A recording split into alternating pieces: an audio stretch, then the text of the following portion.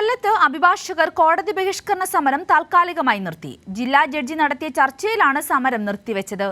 Kollam Chathannoor Kundara police excise കേസുകൾ Chavara magistrate കോടതിയിലേക്ക് മാറ്റിയതിനെതിരെയായിരുന്നു ബഹിഷ്കരണ പ്രതിഷേധം. ഹൈക്കോടതിയുടെ ഫുൾ കോർട്ട് തീരുമാനപ്രകാരം ഗസറ്റ് പരസ്യം ചെയ്ത നോട്ടിഫിക്കേഷൻ മാറ്റാൻ ഫുൾ കോർട്ട് തീരുമാനം തന്നെ വേണമെന്നും നടപടിക്രമം പൂർത്തിയാക്കി നിലവിലെ നോട്ടിഫിക്കേഷൻ പിൻവലിക്കുമെന്നും കൊല്ലം ബാർ അസോസിയേഷന് ജില്ലാ കോടതി നൽകിയ ഉറപ്പിനെ തുടർന്നാണ് സമരം നിർത്താൻ ധാരണയായത്. ജൂറിസ്ഡിക്ഷൻ കൊല്ലത്തോട് ചേർന്ന് നിൽക്കുന്നതാണ്.